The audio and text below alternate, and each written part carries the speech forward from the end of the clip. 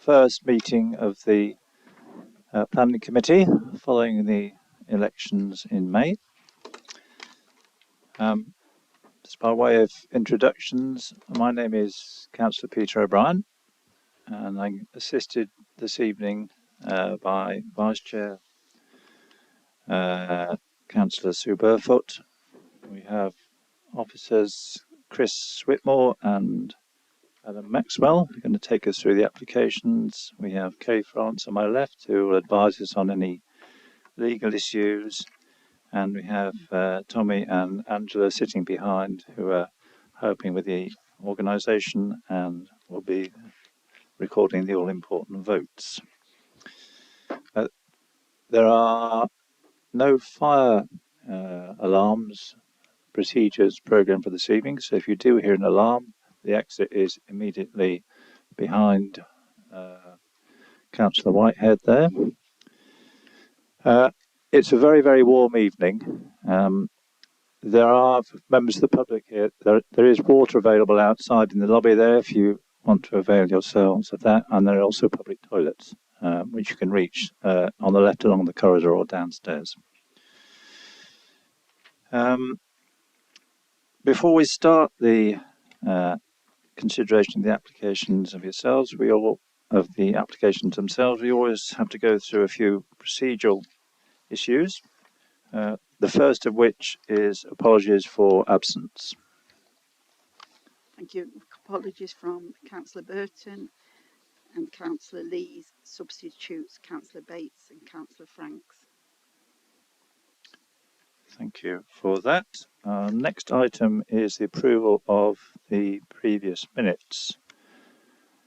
There were very few of us here at the last meeting, so Councillor Stack, are you proposing? Thank you. Do we have a seconder who is here? Councillor Buttle?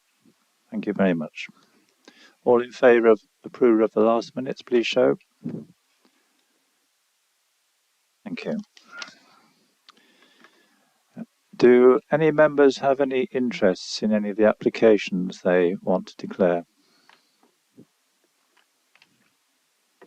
No, that's good. Thank you for that. We now move on to the applications we're considering this evening. Just before we start that, just for the benefit of new councillors here this evening, I'll run through how the meeting works. For each planning application, we may have some late representations. These were representations received after the agenda was published, and you will find those printed on the papers in front of you. For each application, we allow 3 or 4 minutes for you to have a look at those and take them in. We then invite members of the public, members of town or parish councils, ward members, or the agent or applicant to speak in favour or against the application. They have between 3 and 5 minutes, depending on what they're representing. Following that, we then invite the relevant officers, sitting on my right here, to introduce the application and explain how they've arrived at their recommendations. Once they've gone through that, members of the committee are able to ask questions of the officers. Please try to limit your questions to no more than 3, all in one go. Once we've gone through the questions, we then move into a debate, and we normally start the debate with a proposal either to move the recommendation which the officers have put forward, or an alternative recommendation. At the end of the debate, I will normally indicate how I'm going to vote and the reasons for that. And then we move on to the vote itself, which is normally taken by hand unless any member requests a recorded vote.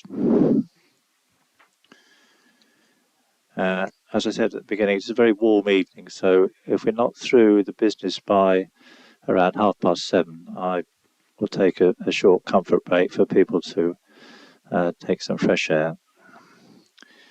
Right, we'll make a start on our first item this evening,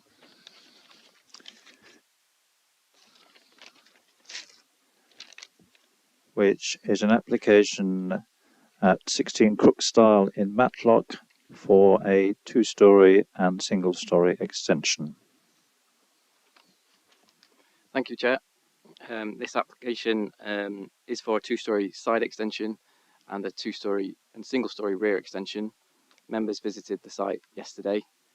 The extensions, in general terms, respect the design and materials of the existing building and would be viewed as subordinate additions. Officers have carefully considered the impact of the extensions upon the amenity of neighbouring properties and have incorporated obscure glazing into the amended plans to prevent any unacceptable overlooking. Officers therefore have concluded that, subject to the amended plans, the extensions wouldn't significantly affect the privacy or amenity of neighbouring properties, and the extensions wouldn't be overbearing or result in any significant loss of light. The extensions are otherwise not overdevelopment and are appropriate design, and therefore the application is recommended for approval, subject to the application conditions set out in the report. Thank you, Chair. Thank you, Adam. Now, do any members have any questions? If you'd like to just, in the process we have here, you indicate your hand. I or Kerry will make a list of those wanting to ask questions. We'll run through them in turn. So, Councillor Slack, you have a question.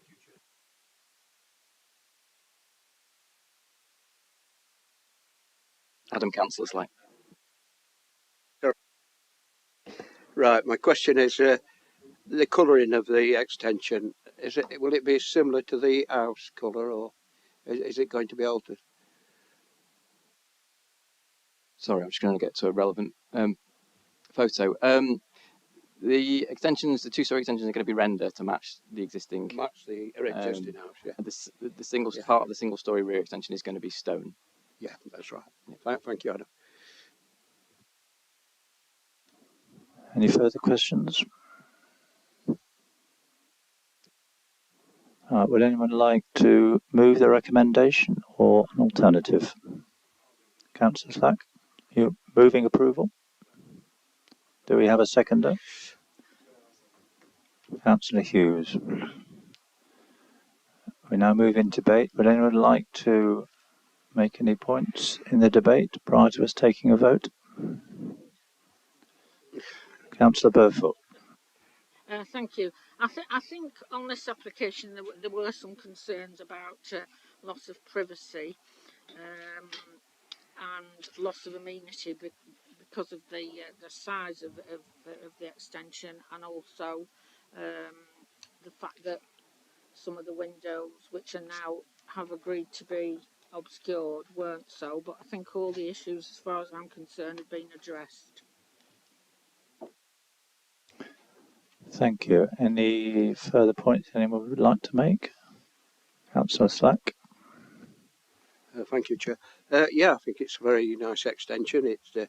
It forms like come out at the back and the side extension. It forms a lovely little courtyard down at the bottom. So I think it's a big improvement to the property. Yeah, thank you, Chair.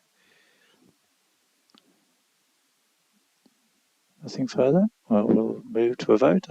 I agree very much with the recommendation. I think this is a well-designed extension. I think it takes into account the neighbouring properties and also reflects the character of the existing property. All those in favour of the recommendation to approve? Thank you. Do we have anyone against? Or any abstentions? No, that is carried unanimously. Thank you. We now move on to our second application. This is a retrospective application. Now, these are applications where the applicant, for whatever reason, has chosen to go ahead with the development without applying for planning permission. In those cases, the government requires us to invite an application to be made subsequently, and simply called a retrospective application. Do we have any late representations on this?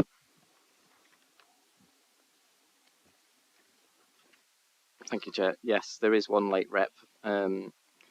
you see under item 5.2, it was discussed on site in regard to works required to drop the curb and application required to the local planning or local highway authority. Sorry. So an additional informant has been added just to for the applicant's information, just so they know how to apply for that. Thank you, Chair. Thank you. Now we have no speakers, so I will ask Adam, is it to introduce the application? Thank you, Chair. This application is for the creation of an access parking area and construction of an associated retaining wall. Members visited this site yesterday as well. As mentioned before, the excavation work has been carried out, but the development hasn't been completed yet. Retaining walls and the surfacing for the parking area haven't been finished yet, and the drop curb hasn't been put in yet. There was a rockery on the site previously, which has all been excavated out, as we saw on site. And the application process is to retain the works carried out for parking of up to 2 vehicles. There are a number of openings along this part of Smedley Street and driveways, and therefore officers' view is that the development is acceptable in terms of the impact on the character appearance in the area, subject to conditions to agree materials for the facing of the retaining walls and for the hard surfacing. There would be adequate visibility for vehicles leaving the site. The plans show that the retaining walls would taper down to 0.5 metres above the adjacent land level, adjacent to the highway.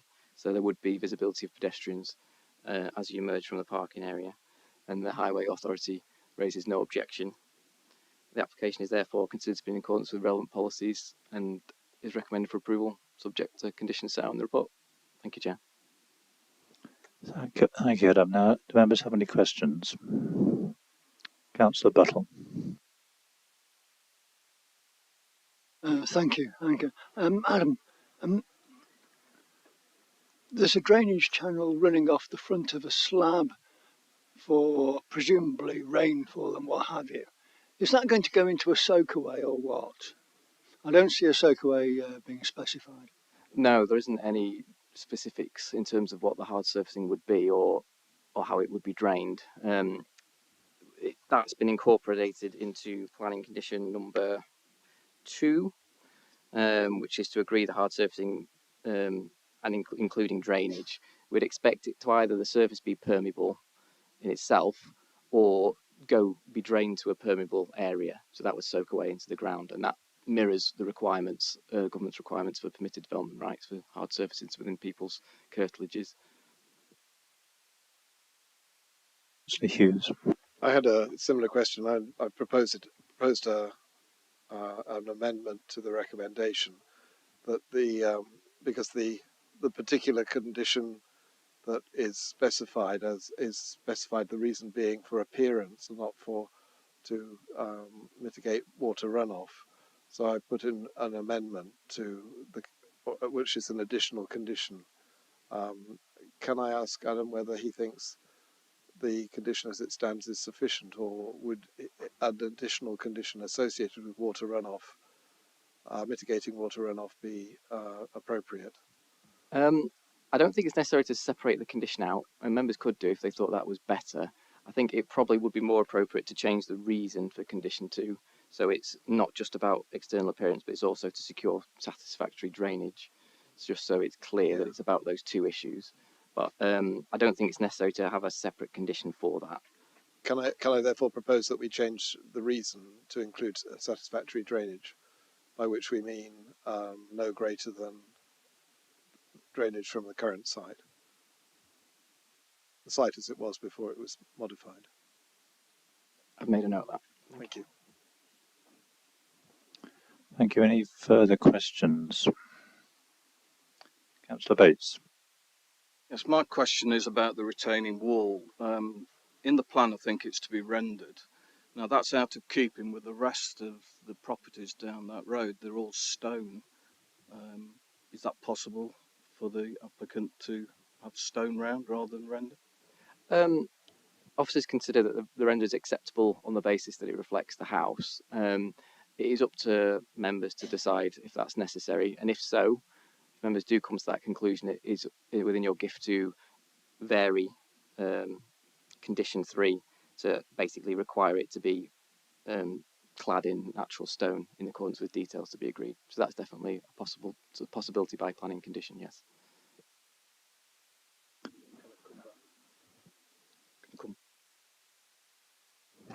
Is it possible then I can put that in for the proposal that is clad with stone?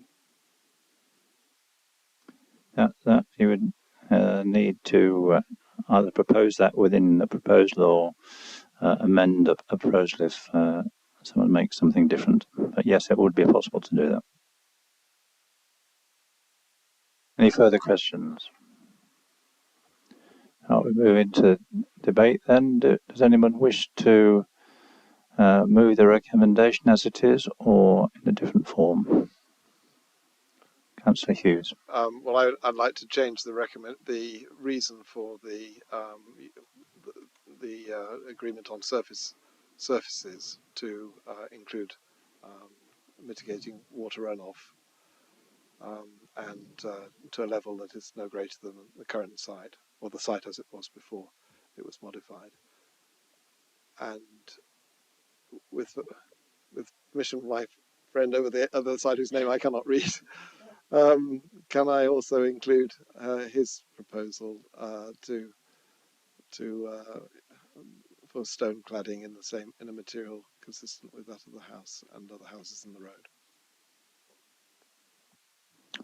So are we clear that what the proposal is, that the application is refused, but with a modification to the relating to the drainage and the material used for the retaining wall?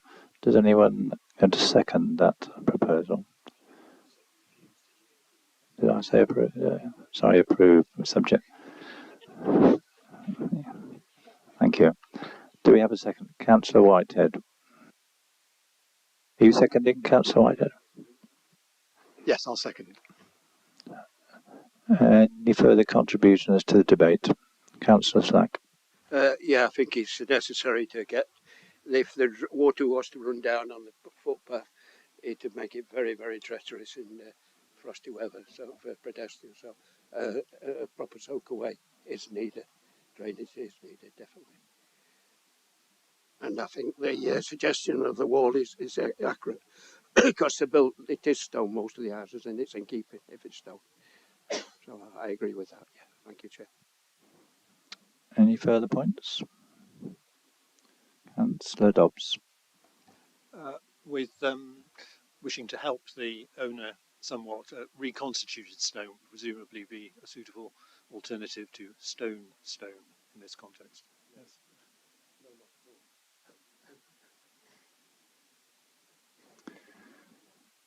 Right. Adam, would you like just to remind us of the proposal before us before we take a vote? The proposal was, notwithstanding the submitted plans, that the retaining wall will be clad in stone.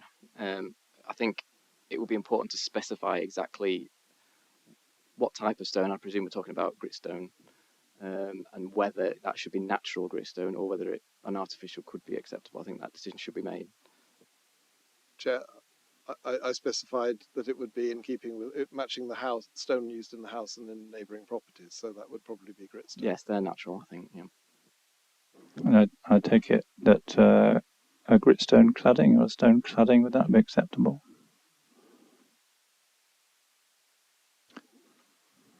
Just to clarify, having not been on the site visit, so we're saying it needs to match the other parking bays that have been put in on the street, not the house that it belongs to. Is that correct? That's what we're asking for. So that is correct, because the house itself is rendered. Right. Okay. All those in favour of the proposal? Thank you. Anyone against the proposal? And do we have any abstentions? No. So that proposal is carried. Thank you. Move on to our third application this evening. This is in Hognaston. This is for the change of use of land and the erection of 2 glamping pods. Now we have some late representations on this, so if I give you 3 or 4 minutes just to read through those, or that I should say.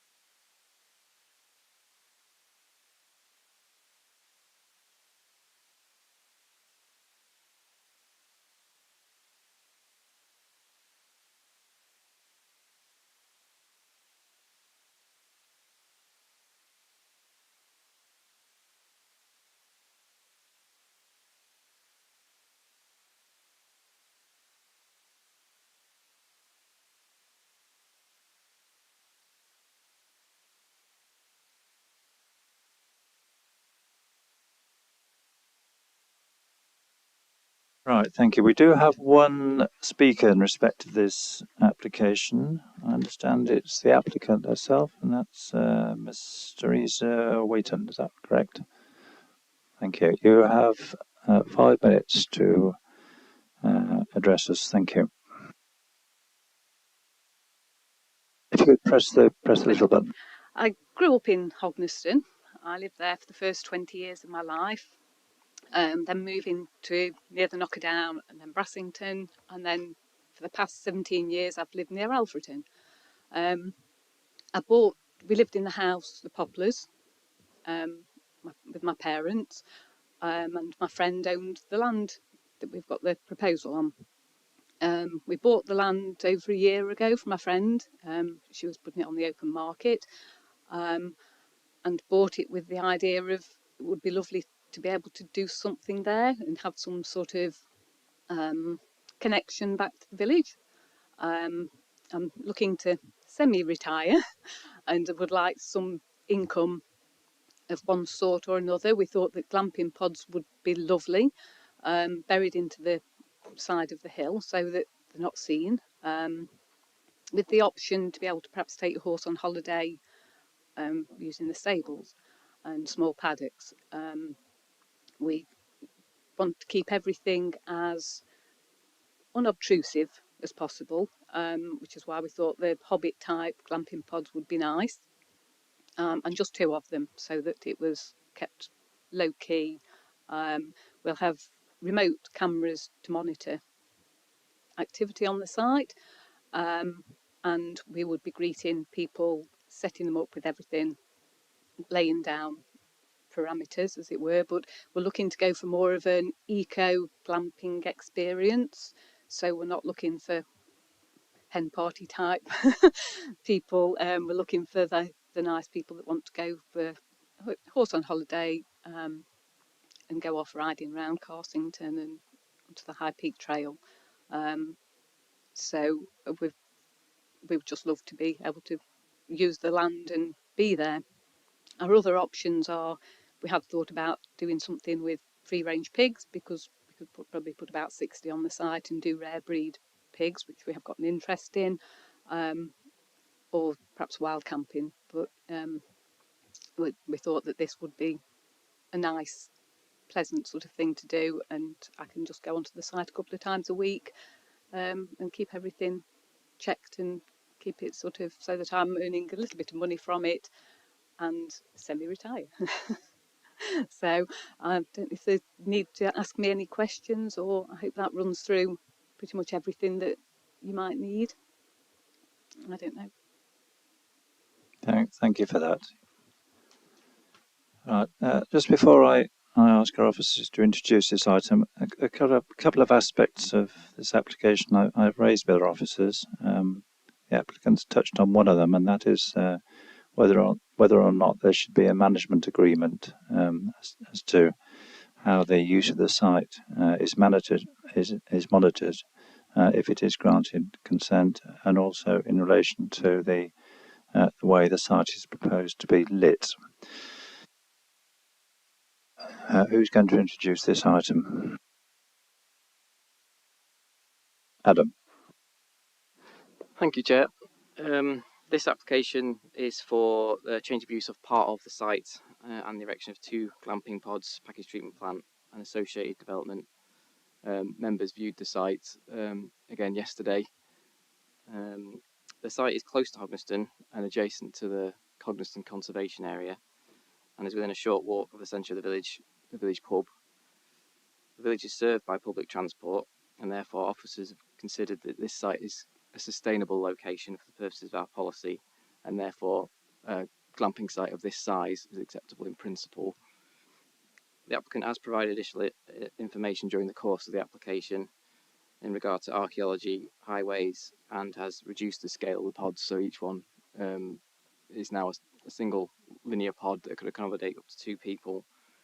The pods would be earth sheltered, as you can see on the plan there, so they would be dug into the dropping ground, and therefore officers consider that in terms of landscape and visual impact would have a low impact, and in terms of the setting of the conservation area. Parking would be at the top of the site, accessed through the site by a short track adjacent to that existing stables, which you can see on that photograph there. And officers consider in the round that subject to conditions of development will not have a harmful impact in the landscape or the setting of the conservation area. And the site will be a sufficient distance from neighbouring properties that wouldn't harm their amenity. The application is therefore recommended for approval, subject to the conditions set out in the report. Thank you, Chair. Thank you, Adam. Do we have any questions? Councillor Archer. Thank you, Chair. Just a couple of quick ones, hopefully. First of all, in relation to the track, I wasn't on the site visit, but I've had to drive down to this. It is obviously quite a narrow track, and it's currently not adopted. So, in terms of who's maintaining this track, if we were to approve this tonight, would the applicant have any obligation to help contribute towards the maintenance of the track, as they will be using it for their business? And also, if there were to be future plans to expand the business and put in more pods, would that have to come back to full planning if we approve these 2 tonight? Thank you. Good question on the track. I'm not sure what the answer is to that. I suspect the track might be owned by parties living along it or to which it serves, but I'm not sure of the exact arrangement. But ultimately, in terms of maintenance, the need to contribute to that would be a private matter. It's not something that we would get involved in. In terms of further expansion, yes, I've been quite careful with planning conditions that are recommended to remove permitted development rights for any further caravans, tents or structures on the land, and to remove permitted development rights for any development that might be required by a site licence, for example, a toilet block or further hard standings, things like that. So we have careful control over this. Because as you say, it is a single track, and I think at the scale proposed it's acceptable because it's going to be a fairly low amount of traffic, but I would be concerned in terms of a larger site, and so it's very important that would come back to us if that was proposed. Thank you, Adam. Councillor Whitehead. Thanks, Chair. Just a quick question, Adam, just about the parking bit. Could we just have a bit more detail about what is proposed for the parking? Is it a dedicated parking area? Is it going to be hard covered? Is it a kind of... So just to understand that a little bit better, if that's okay. Yeah, there isn't much information in the application, which is, again, I've recommended conditions that we agree that detail. My understanding, as you see on the plan up there, the track would be a stone track of an agricultural type, which over time a green strip would run up the middle of it, and so would the parking area. It could be like that, or potentially for the parking area, we could ask for a sort of grasscrete solution, so very low impact. I think given the amount of vehicles that there will be, something like that would be quite successful, just somewhere that cars can park without damaging the land. Again, that's something which always going to be agreed by condition. Any further questions? Can I ask a question myself, Adam? The applicant has mentioned using remote camera monitoring. Is that something that you would look to embrace in a condition? Thank you, Chair. Yeah, if members were minded to add an additional condition in terms of a management plan, That would be I envisage that as being an open-ended condition, in that a management plan would be submitted to be agreed, and that could cover a whole range of issues, such as monitoring and refuse and things like that. But yes, that could be part of it, requiring some sort of system to be installed for remote monitoring. Okay, any further questions? No, we go into debate now. Is anyone wanting to propose? Councillor Murphy. Thank you, Chair. I wasn't proposing to propose. I've listened to the applicant, and the concern I have about this particular site is I've stayed on a couple of these sort of sites, usually on farms in Cornwall and whatever, and sometimes they can get quite boisterous of an evening, because with the best will in the world, you can't always vet all the people that come to these sites and whatever. When you're on a farm, you go knock on the farmer's door, he comes down and he sort of gets some people at sort of 1 o'clock in the morning to quieten down and wind up their parties and whatever. You don't live on site. I like what Peter has said about having a management plan. I would be happier if I thought there was somebody in the village that you could call on, that could go and actually address any issues on the site. I think that's very important, because it's a quiet place, Hognaston and whatever. I think any excessive noise that was made would be very obvious to the village. I haven't got an issue with the pods themselves, because obviously they're hidden into the slope and whatever. But I'm just wary that if we approve this and there is an issue with people being very boisterous on the site, I know how hard it is to get anything done about it, by going to environmental health or whatever. We need to think about this carefully, because once we've committed, if it doesn't work out too well, the poor old village of Hognaston is blighted. So I'm going to think about it and listen to my colleagues and see what they think before I decide what how I'm going to vote on this one. Thank you.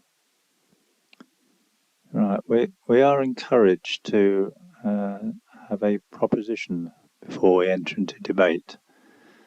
Those are not my rules, those are the rules of the Constitution. That's what we're encouraged to do. Does anyone feel able to make a proposal?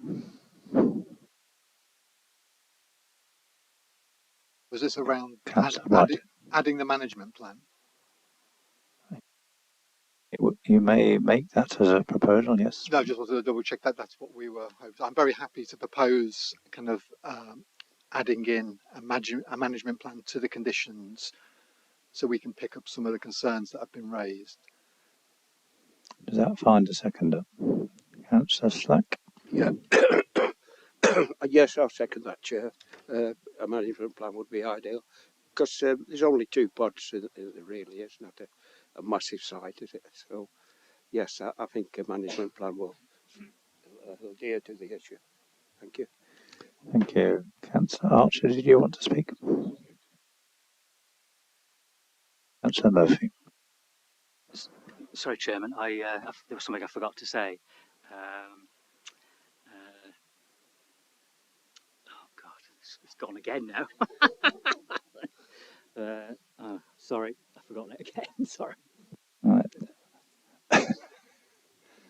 Any further points? Councillor Burfoot. I'm a bit concerned about what we actually mean by a management plan. Who would write that? How would it be implemented? Because I agree with Councillor Murphy that is a risk if we approve this, but I'm keen for developments like this, for holiday makers to go to and enjoy what we all enjoy, living where we do. But we have to be sure that we protect the people in the village. That would be my point. Adam, would you like to explain what a management plan could contain, and whether it would be attached as a condition or via a Section 106 agreement. Thank you, Chair. A management plan would be by condition, and the condition itself wouldn't specify exactly, well, wouldn't necessarily have to specify exactly what we wanted to see. I am mindful, though, of the tests for planning conditions. We need to make sure that any planning condition, and therefore the management plan that it delivers, is necessary, is reasonable, and enforceable. So I would suggest that any measures in the management plan need to be something that, for example, myself or an enforcement officer could either, for example, have, if there was to be inspections, it could be a register of inspections, so we could confirm that that's happening. If it was to be a camera system to monitor, we could go out on site and see that it was installed. It has to be something that we can actively see has happened. If there's more vague management methods, then they become more difficult for us to enforce as the local planning authority. Councillor Hughes. Thank you, Chair. Can I suggest that the management plan needs to have a risk assessment associated with it, associated with the CCTV system, and also the possibility of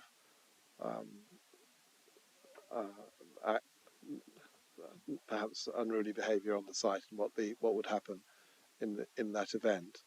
But the management plan itself, I would think, would need to refer to registers of events that may take place that required action by the owner of the site, and these would be I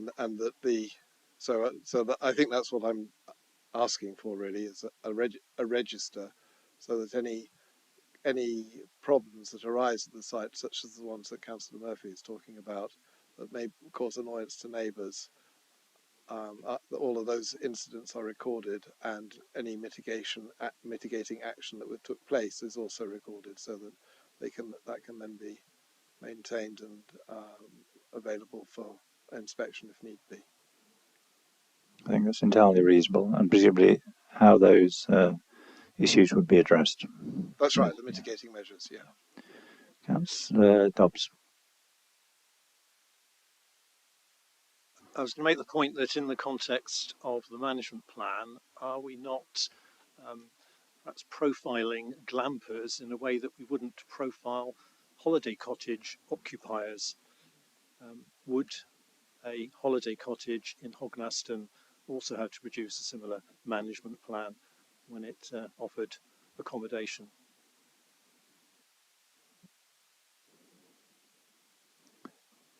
Would you like to give us your opinion on the profiling issue, Chris?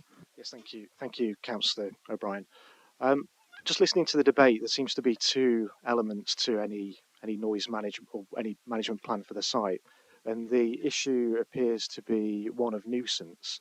So I think in the first instance, there'd be two strands to the condition. You'd want to see a package of measures to prevent nuisance arising from activities on the site. I think you'd want a monitoring or a mechanism in there where, if there are problems, how you go about reporting those, how they'd be brought to the attention of the local planning authority.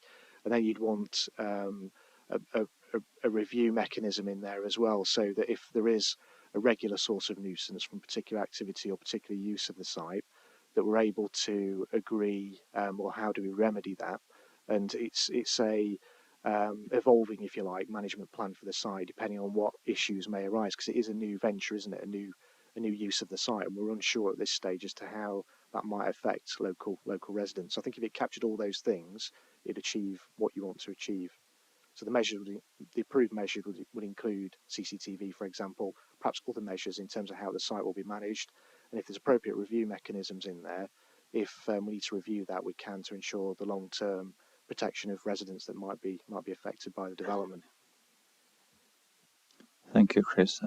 Before I bring in Councillor Archer, Councillor Whitehead as a proposer, would that find your agreement? Just another point, well, just maybe Chris could just expand on.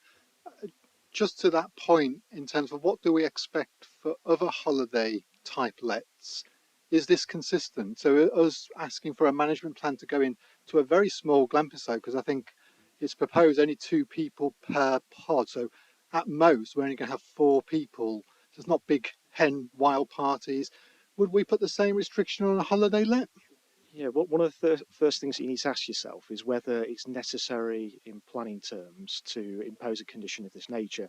My personal view is that the scale of development is very small with just 2 glamping pods, and the proximity of those pods to the nearest residential properties is such that I think nuisance is unlikely to be a major issue for this development. So you've got 2 options: to approve the development as submitted with the conditions recommended by officers. If you are concerned about nuisance, it's perfectly reasonable to impose a condition of that nature. I am aware of other conditions relating to tourism related development, but that has covered things like nuisance, but it's also covered things like sustainable travel, where you want to signpost people to public transport, for example, for getting to the site in a sustainable way. I think it's entirely reasonable. I could think of a similar management plan condition that was attached to Peak Village, for example, and within that, you agree the plan, you agree the reporting mechanism, so the public can see that, they know what's been approved, they know how to report nuisance, and we're able to review that on an ongoing basis. So that seems to work quite well. Thank you, Chris. Councillor Archer. I'm still not sure whether I feel we need the management plan or not, but hypothetically, if we did decide we do, are we in the realms of needing to defer this so that we can see what the management plan is, or would we say we need a management plan and then officers would be given the powers to decide if that's acceptable if we approved it in principle with that condition? Well, that would be up to members. We would normally trust perhaps our vice chair to agree the management plan with the officers.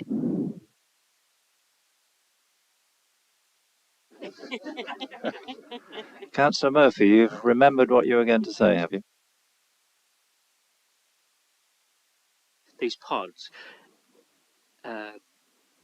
people are likely to be outside them, having their sort of their barbecues and whatever, and enjoying their social life or whatever. And I have met 2 people that can make a lot of noise. So I wouldn't compare these glamping pods to an ordinary holiday let in the village and whatever. You've got a lot more room or whatever. So I'd question, there is a risk that people could be boisterous and by having their barbecues and drinking and music outside. Any further points? So I was just going to say I'm still happy to propose the management plan, because I think from what Chris has said and what everyone else has discussed, it seems appropriate because it's a new venture. There's a lot of unknowns about it. It's small, so it seems like a small risk. But just to have a very straightforward, simple management plan to give us kind of some sort of redress when would be great. So I'm still happy to propose that, Peter. Good, Councillor Slack. Yeah, I'm happy to still second it. I know it might feel over the top a bit, but I think it'll address the situation. And a good point's been made about holiday lets, because residents in a number of villages have complained about the noise from holiday lets. So we could have a look in imposing something for these noisy holiday lets. Well, that's another subject. Thank you. Right, are we ready to move to a vote? I think that's a good compromise way forward. We've agreed. Are we happy to accept the recommendation to approve with the condition that a management plan is associated with the development, the detail to be agreed with the vice chair and our officers? All those in favour? Any against? Any abstentions? That is carried. Thank you.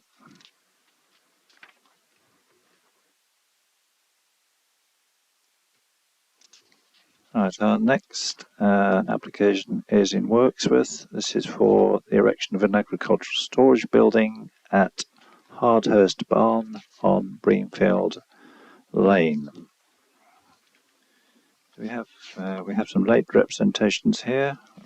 We have a few minutes to look at those.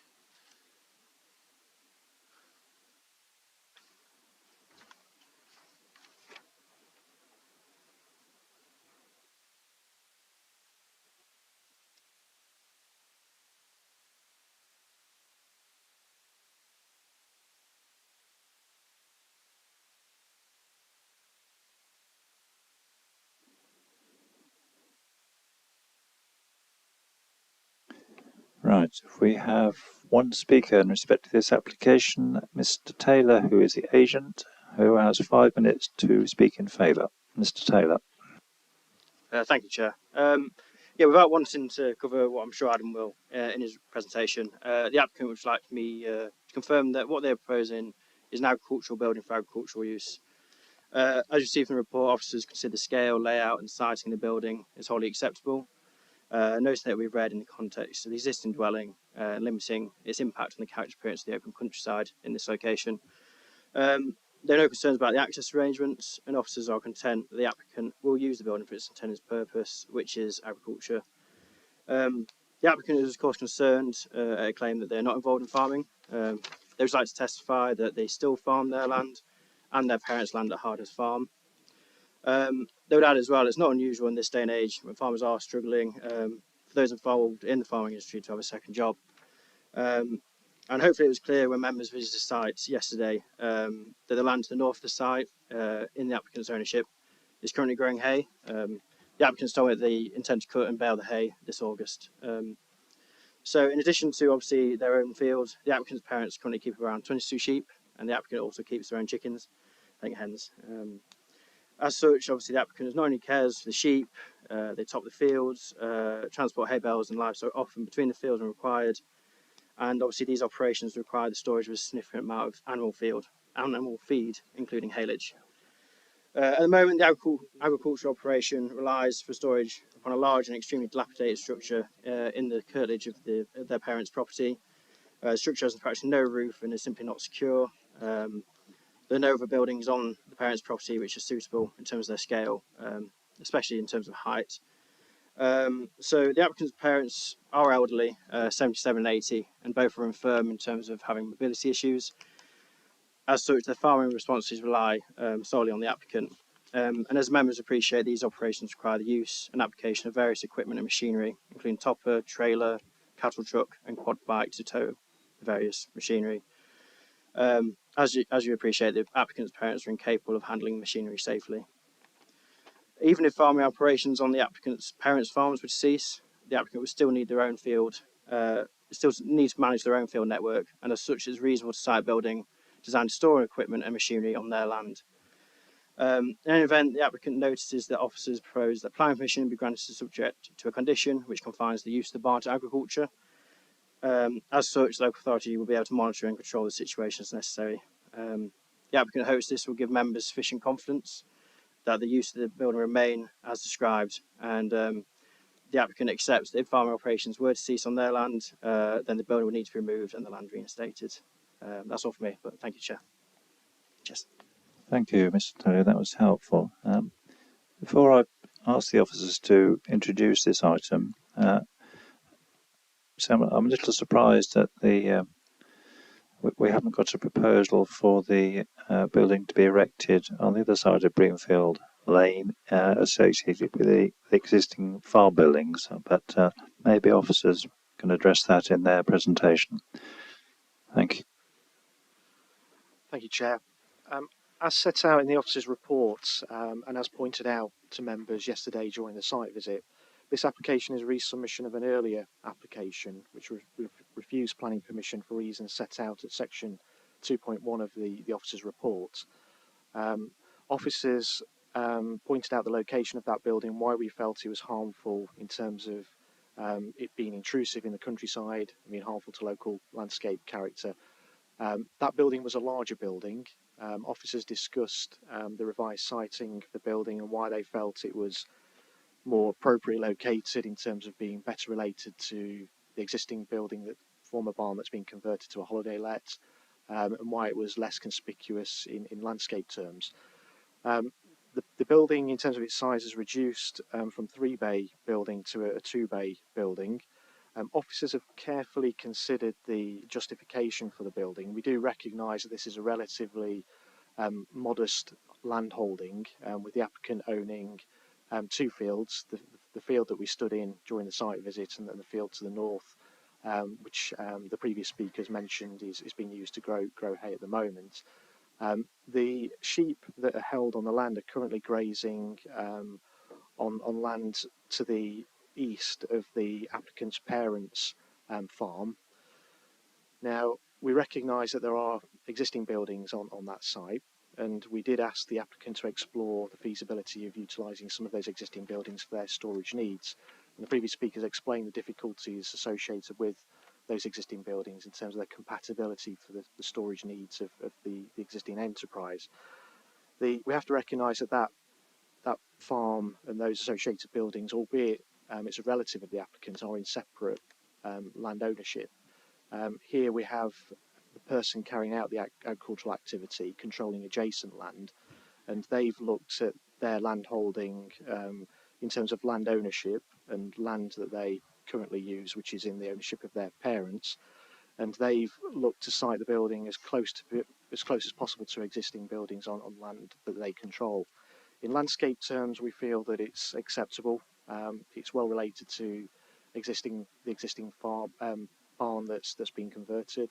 It's set at a lower level than the road that it'll be accessed from.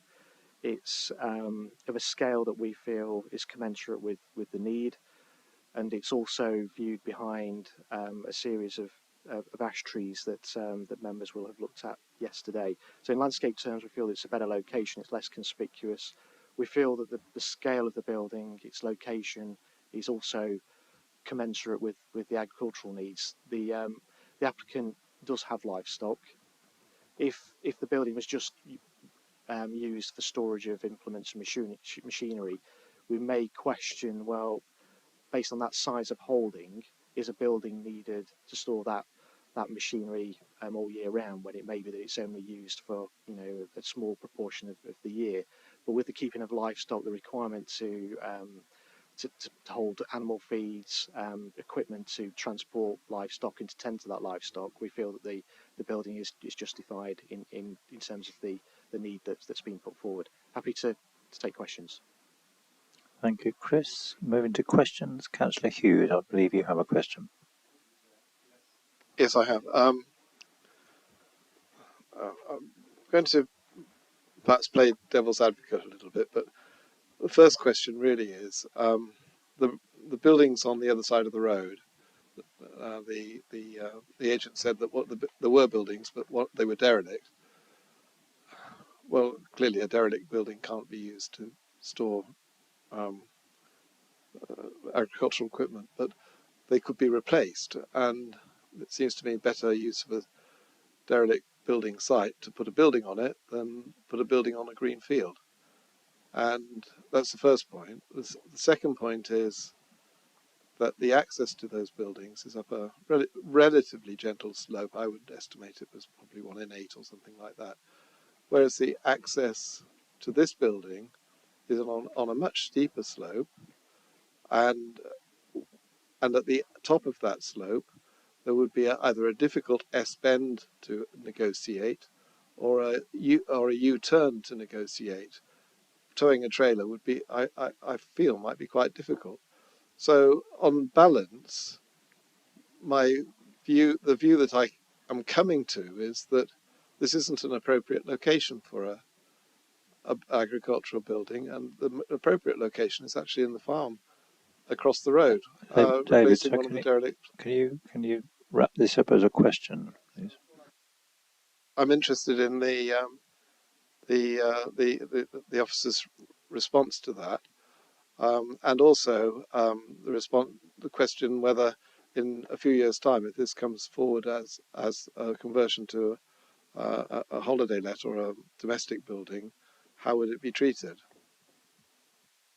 Chris, could you respond to those two questions, please? Yeah, I picked up on, I think, three questions there. I think the highway element. So if I address that first, the existing access is an approved access, and you'll note that the Highway Authority have raised no objections to the development from a highway safety viewpoint, and we have to obviously have regard to the advice of the local Highway Authority in respect of highway matters.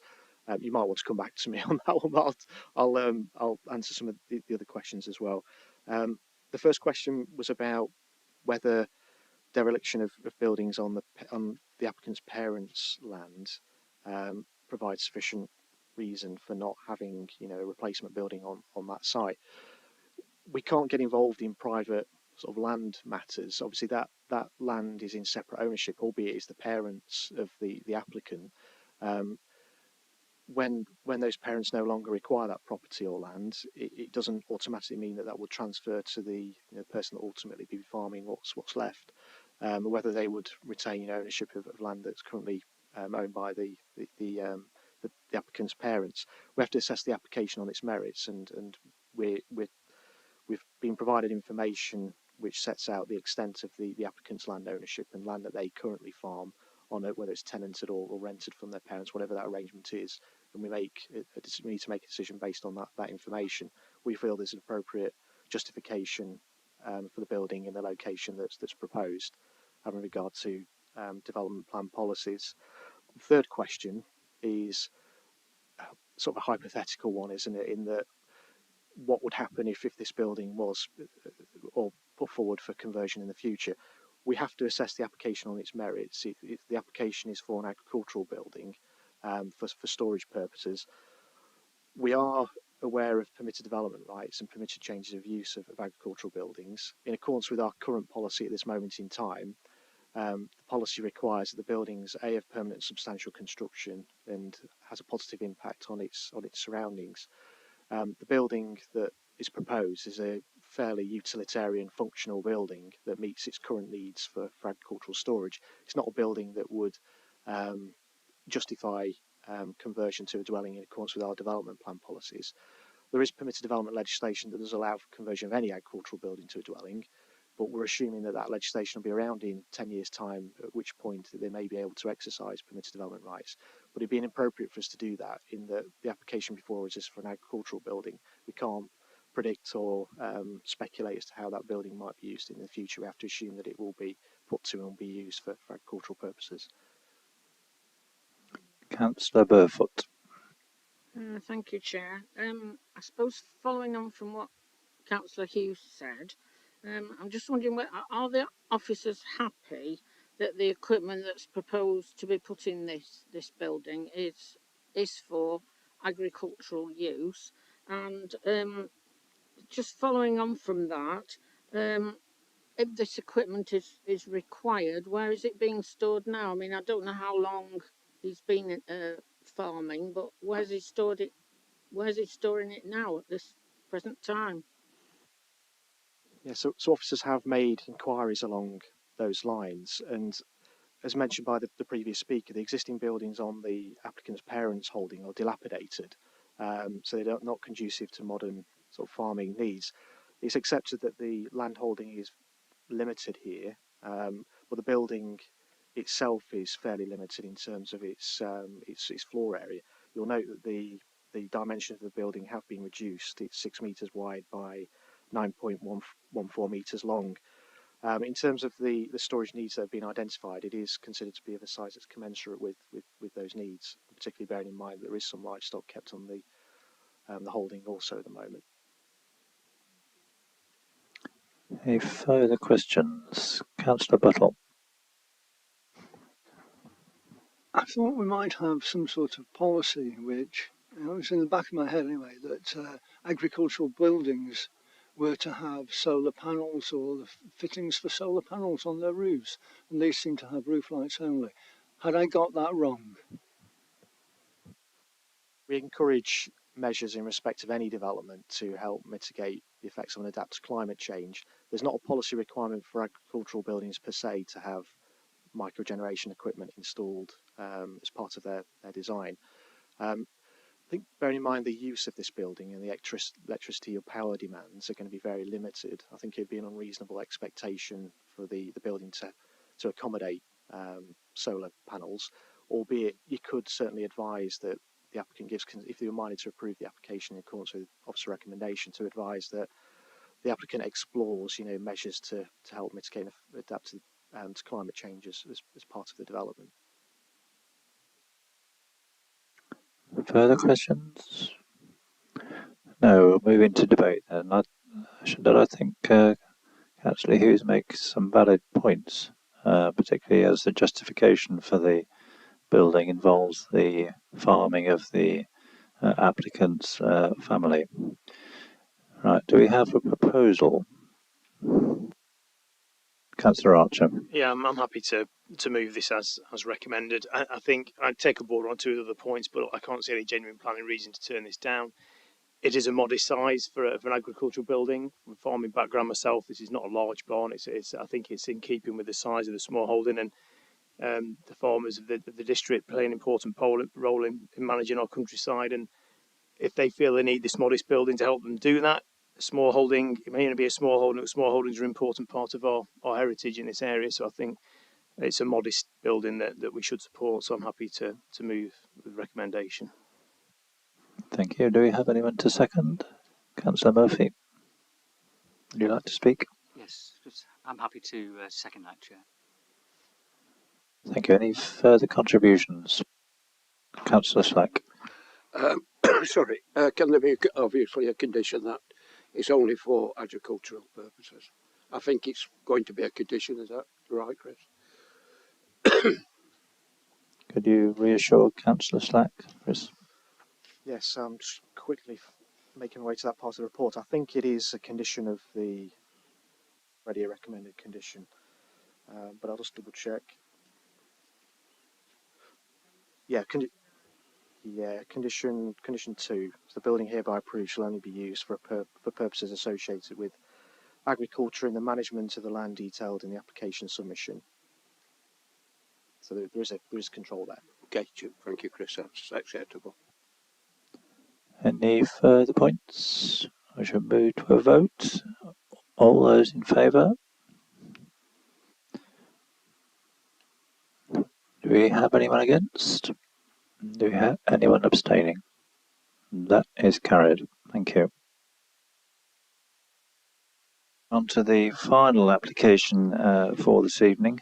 I'm going to just change the order of two applications here. As you see from the agenda, we have a listed building consent application and a planning application. I've asked that we take the listed building application first because it is the effect of the proposal on the character of Biggin Old Hall that we are addressing here. Now we have some late representations, and I understand some late representations. So we would like to look at the first late representations, and then our officers will refer to the other.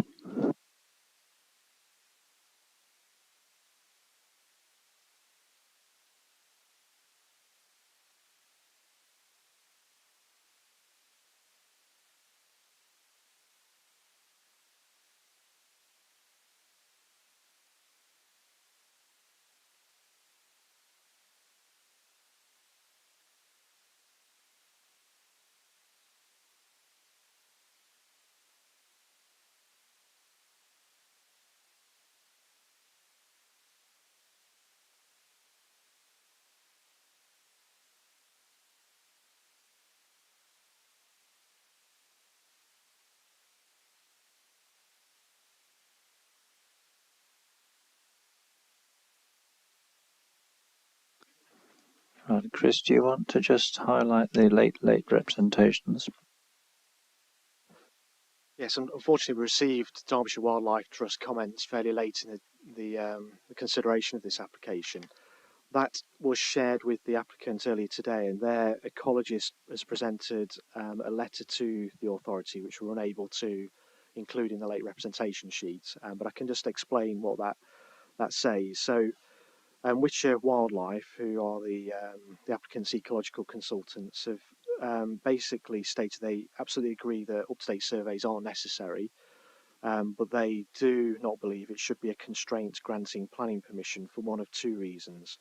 One is that further survey works will be required as part of the licensing regime that's administered by Natural England when they come to carry out works to the listed building. And the second reason is that significant and extensive mitigation has already been agreed upon. It's considered there's no outcome from further surveys that will change the extent of the mitigation provided. Officers will provide guidance on that during the debate and any questions, but it's just to update you at this stage on the applicant's position. Thank you, Chris. Now we have the Chair of Biggin Parish Council, who's going to speak in support of the application. Just for clarity, we are looking at the Listed building application for Biggin Old Hall. This is 23/0000337. Miss Redfern, thank you. Thank you, Chair. Biggin Parish supports these applications for approval. The restoration of Biggin Parish's historic buildings is vital. Unfortunately, not all buildings are listed and are now under great threat of being demolished and replaced with modern replacements that harm the countryside, with extensive glass and light pollution. Unlike the architecture of the Georgian period, of which sits seamlessly into the landscape, timeless and to be forever admired. Biggin Old Hall, as you will all have seen on the site visit, was once a great house of architecture, but sadly, over the years, neglect has led the house to close to collapsing. The applicants are investing everything into this project and have now submitted their third application, including an extra ground floor living space, which is greatly needed. They have craved support and guidance to their applications to enable them to begin this challenging project in the least harmless way. Unfortunately, they have been flatly refused on both previous applications. Despite evidence of alterations over the decades to the house, such as the removal of ground floor building, blocking of a window and an additional rear porch, etc., previous applications to have the extension in the same area as the previously removed building creates flow through the house and also increasing the head height on the top floor stairs area via a roof window to enable safe access to utilize the floor space on the top floor has been refused. The applicants want to do this in the least detrimental way to the existing house, but create a sustainable family home with modern living needs. The case officer has involved a heritage consultant on this occasion who flatly refuses an additional room being created. Seeing the condition of the house and works required incorporating proposed plan, the harm to the listed building in the balance is minimal to restore this house to its former glory. It was apparent on site that the case officer was not able to answer your questions and give in-depth details which are vital to your understanding of this application. This is of great concern. With the builder present on site and able to speak, I hope your answers and your understanding of the details and quality of the works to be done were met. Also, with no heritage consultant present, there was no clear justified reasons to why the extension and other works were unacceptable. Is it acceptable to recommend to demolish an unlisted 17th century farmhouse building with no heritage advice and replace it with a modern industrial build, but yet unacceptable to preserve a vulnerable listed building and add a sympathetic addition to bring it into today's sustainable living? It is therefore welcome to have the committee involved in the decision making of these applications today for the future of Biggin Old Farm. I therefore ask for the committee's approval for these applications today. Thank you very much for that. We now have a local resident and we welcome back Sir Richard Fitzherbert. Sir Richard. Chair, thank you very much. Good evening, members of the committee. Thank you for welcoming me back to this forum that I've frequented and enjoyed, as you know, for 12 years, a forum where we as members could positively assist residents in the Dales. I feel compelled to speak tonight as I was heavily involved with this application in my previous role here as Heritage Champion. As has been well documented, the application was never brought before the committee. That was a mistake in my opinion, but although I can understand the reasons why. Tonight I want to explain why I feel that this is a sound and good application which respects the integrity of the building, but just as importantly gives it a new lease of life after decades of neglect. The applicants, good citizens of the Derbyshire Dales for over 35 years, bought the property 3 or 4 years ago and have moved to turn this run-down property into a homely, functional, eco-friendly property for their future and their family. As you saw on the site visit yesterday, the property is not large. It's not really a hall, although in name it is, but it's small, it's incredibly tight, it's in a terrible state, so much so that the valuation office advising another arm of this very council feel it uninhabitable, not even worthy of an A council tax banding. And moreover, it's not fit for purpose, as I'm sure you all saw. This modest extension and the proposed limited and sensitive changes to the building will make it into a comfortable and sustainable property for the future. Why should the council deny this application? For the relevant reasons that are listed in the report, and it's a very thorough report as ever from the officers, but how can we leave this building if the officer's recommendation is to stand as a decay and ruin? The building, knowing heritage properties in our area, the building is so fortunate to have new owners who want to save it and want to put their hard-earned cash and hard work in to restore it. We should applaud that. Members, as you know, there's no disrespect to officers for you on balance to go against officer recommendation. Long-standing members of this committee will recall other previous applications when the officer's recommendation has been overturned. The hospitality extension at Callow Hall near Mappleton comes to mind, and that business won, once it was done, the Sunday Times Hotel of the Year 2 years later in 2022. A great fillip, not just for the Derbyshire Dales, but for our tourism product. I feel this application, with its clear restoration brief mixed with the modest extension, could be another winner for Derbyshire Dales. And hopefully, ultimately, if and when it is completed, as I pray it is, a potential applicant in the Derbyshire So, Historic Richard, you're Buildings aware Trust. what happens after 3 minutes. Yeah.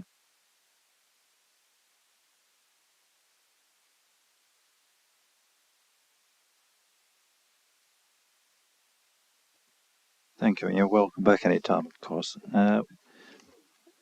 We now have the applicant, Ms. Hannah Waterhouse, to speak in favour of the application. You have slightly longer to speak. You have up to 5 minutes.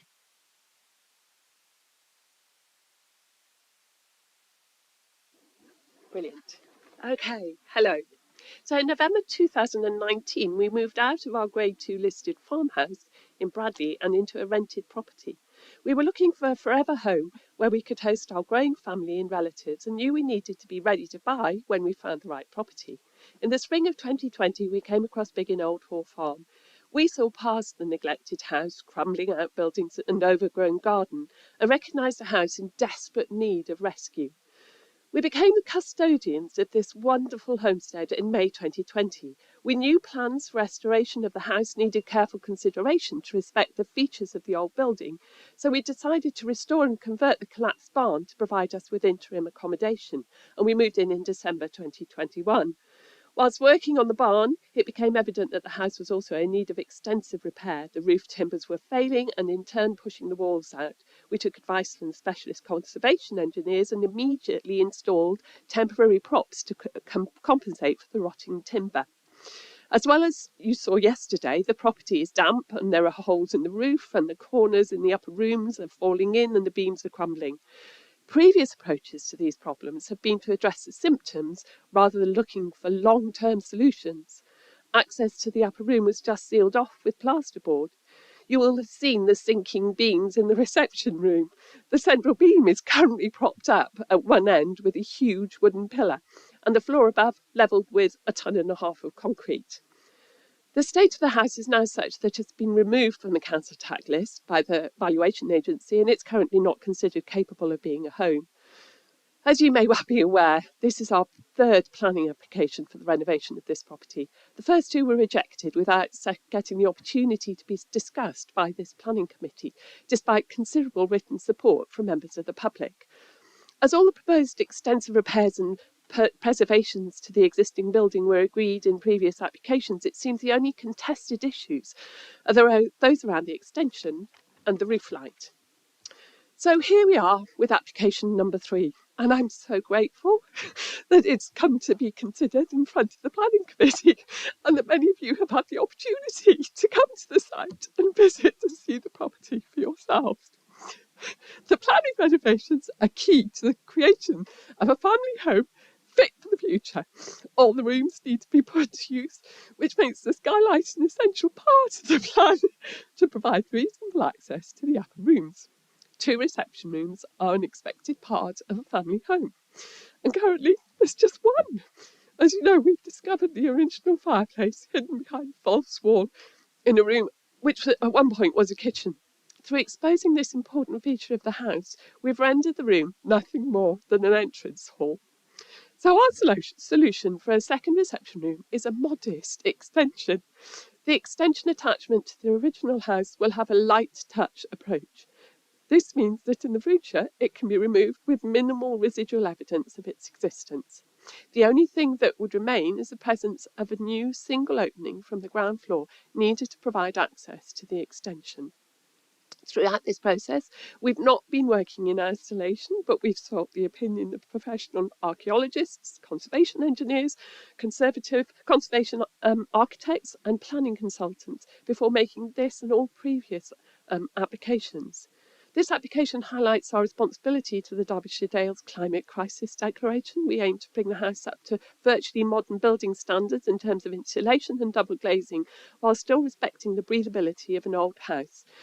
We will use a ground source heat pump for heating and hot water. Drinking water will be from an on-site borehole, and photovoltaic slates on the extension will generate some electricity. We feel that previous refusals have simply failed to understand the real world benefit versus harm. The local community's opinion is reflected in the written support you've received for our application, with no objections. Being a listed building has not protected it from decades of neglect and inappropriate repairs, leading us today to a situation where it's in serious risk of being lost. We're just ordinary people, not rich, not property developers. We want to do the right thing for this beautiful building. And for it to have a future, it has to be a family home fit for the 21st century. We feel that these plans achieve this, and the benefit far outweighs the harm any of the proposed alterations may cause, and respects the need to minimise its impact on the environment. Sorry. Thank you. I'm sorry you found that rather traumatic experience. Right. Who is going to introduce this application?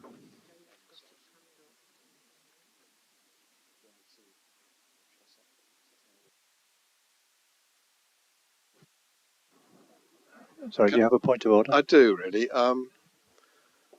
The report as written is about refusal.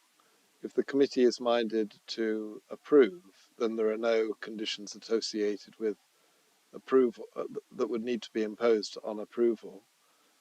Is it possible, if the committee is minded to approve, that this item is deferred so that a proper consideration of the set of conditions necessary for it to continue to be addressed, the proper conditions can be addressed appropriately and brought back to this committee at a future date? Would you feel it's necessary to bring the full set of conditions back to the committee, or would you be happy to allow that to be delegated to the chair and vice chair? Would you like to advise us on that, Chris? I would like his advice. Yeah, just to assist members, we need to talk about the implications of the late representation on any decision that's made, and what options you have, in terms of the decision that's taken this evening. And as officers, if members were minded to go against officer recommendation, I'd like to think we could offer, some advice on what sorts of conditions we'd expect to see for an application of this nature.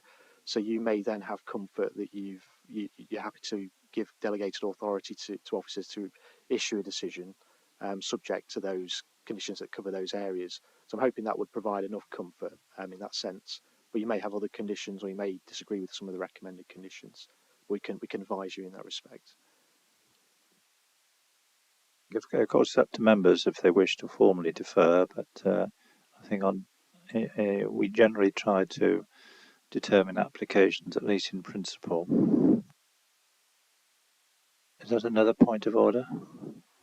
Yes, I just wanted to query the position with regard to the Derbyshire Wildlife Trust late representation, which appears to be to the effect that deferral is going to be necessary because the bat survey is out of date, and the Wildlife Trust can't make recommendations for positive conditions unless there is an updated bat survey. So it would seem appropriate for another reason to have a deferral, and I would just like to ask Chris whether I'm right in thinking that.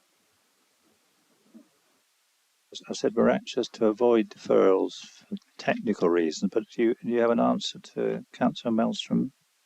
Yes, thank you, Councillor Maelstrom. I think the options we've got, and I'll cover this now, is that obviously you can agree with officer recommendation and refuse planning permission.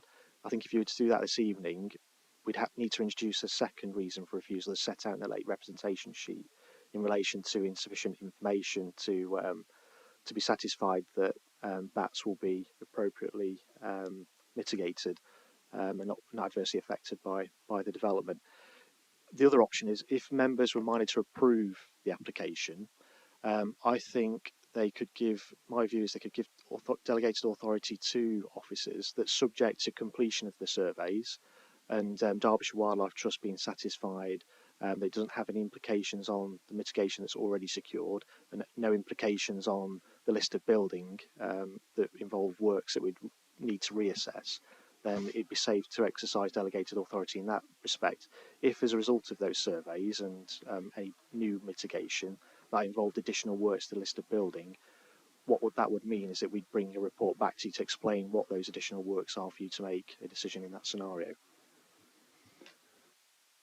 Right, I've got one as well. Derbyshire Wildlife Trust were okay with the mitigation actions for the bats on the previous iteration of this planning proposal because they were not using or not planning to use the upper story for the protection of the brown bats or the whiskered bats or whatever. And now the plans that are coming before us include the usage of the upper story. And so whatever the Derbyshire Wildlife Trust were suggesting is not applicable to this application. And so therefore, I just don't see how we can, I don't see how we can defer it to Chris because what we will be deferring for Derbyshire Wildlife Trust to meet isn't the application that is before us. We need to address statutory considerations with a point of order. Chris, do you want to respond to that? Yeah, just to provide some clarity there, the mitigation, from my understanding, is within an associated outbuilding. So therefore, the risks associated with allowing development, which could have implications on, the habitable rooms at the first floor level, is minimal in that respect. If as a result of the additional surveys that need to be carried out and any proposed mitigation that follows from that, it involved additional works to the list of building, whether it be the Kirklees listed outbuildings or the main house, we would need to bring that back to you because there'd be additional works that we won't have considered. So it'd be appropriate in that respect to bring the item back. But assuming that no additional works are proposed, I think it'd be safe to give delegated authority to officers to make that decision. And I'm afraid I'm still reasonably convinced that the mitigation was for one type of bat and the leaving of space in the upper story was for another sort of bat. So it's more complicated than you're saying, I think. But I only read it once. I think, Councillor Butter, we must respect our officers' legal opinion on this. Councillor Archer, do you have a point of order? I was just going to contribute to this and say, actually, I'm quite keen to hear Chris's presentation. I think we might be getting ahead of ourselves a bit because we haven't heard Chris's presentation yet, which I think we need to hear before we can perhaps get stuck into some of the rest of this. But I was also going to say, in terms of the bats, I was going to suggest that I don't think we need to defer it. We could just make sure a new bat survey is done. And then if that says everything's fine, then I'm happy to delegate that to officers and have a completely new survey done, though, because it is a new proposal, rather than it coming back here. But I would actually quite like to hear Chris's presentation as well, if possible. I like pragmatism, but we are obliged to take points of order as they come up. Does anyone have any further points of order? No, in which case we'll move to a presentation from our officers. Thank you, Chair. I'll try and keep this as succinct as possible. We've touched on the decision-making that potentially members will need to consider if they were minded to make a decision on this application this evening. My view is that it would be safe to give delegated authority to officers if members were minded to approve the application against officer recommendation on the basis that further survey work is undertaken and no objections are received. So there's three provisos, if you like. Surveys are undertaken, no objections are received by Derbyshire Wildlife Trust. subject to mitigation, and that mitigation not involving any additional works to the listed building that would require further assessment by this committee. So I think subject to those provisos, it would be safe to issue a decision on the application if members were minded to approve it against officer recommendation. If members were to follow officer's recommendation, they would need at this moment in time to include a second reason for refusal that dealt with the insufficient information that we currently have to assess the impact of this development on a protected species. We've set that out in the late representation sheet. In terms of the application that's before members, I think the last speaker set it out fairly clearly in that there's numerous elements to this application in terms of works to the building that are set out in detail at section 2.1 of the officer's report. Officers are generally comfortable with the vast majority of those works. The two areas where there's disagreement, if you like, in terms of harm to the heritage assets are in relation to the roof lights that members looked at yesterday, and also the extension to the building. Now, you'll note from the officer's reports that those elements are set out, and the reasons why we consider those elements to be harmful is set out in the officer's report. So the roof light is dealt with at section 7.14 to 7.15, and the extension at 7.16 through to 7.20. And that sets out in fairly comprehensive detail why we feel that those elements of the works or the proposals resulting in harm to the heritage asset. Now, you'll note from the officer's report that we gauge that harm to be less than substantial harm in national planning policy terms. But what national policy requires us to do is to consider whether that level of harm or less than substantial harm is outweighed by any public benefit. Now, we also need to be mindful of our duties in relation to protected species, which we've discussed, separate duties in relation to those, but also our separate duties in relation to conservation of heritage assets, and listed buildings being an asset that's afforded high protection. The Listed Building and Conservation Area Act requires that a local authority, so that includes obviously members of this committee, have special regard to the desirability of preserving the building or its setting, or any features of special architectural or historic interest which it possesses. And that's a specific duty in the Act itself.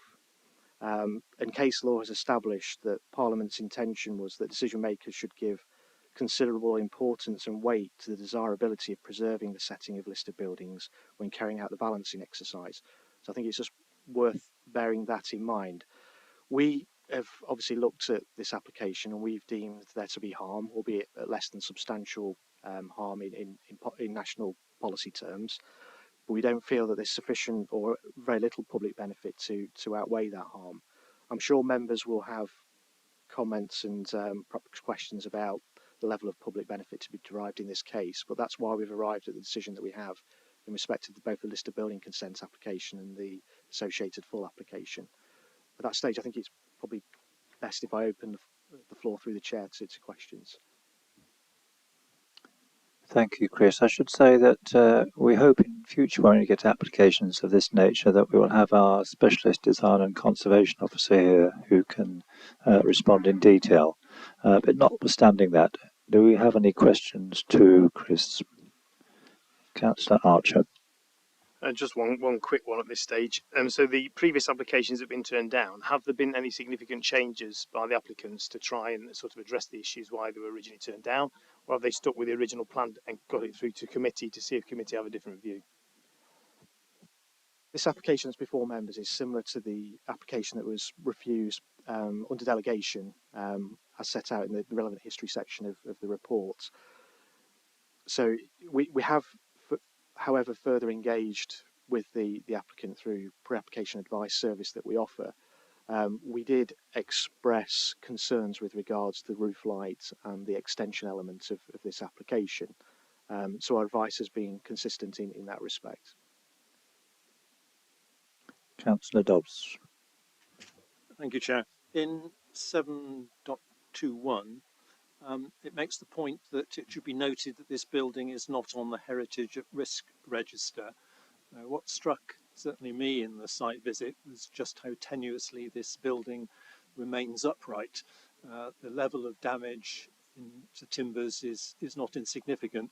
And the comment was made by the owner at the site visit that there's no likelihood that such a building would ever go on to the at-risk register, because that's reserved for ecclesiastical buildings and similar. So is this comment really something that should be ignored?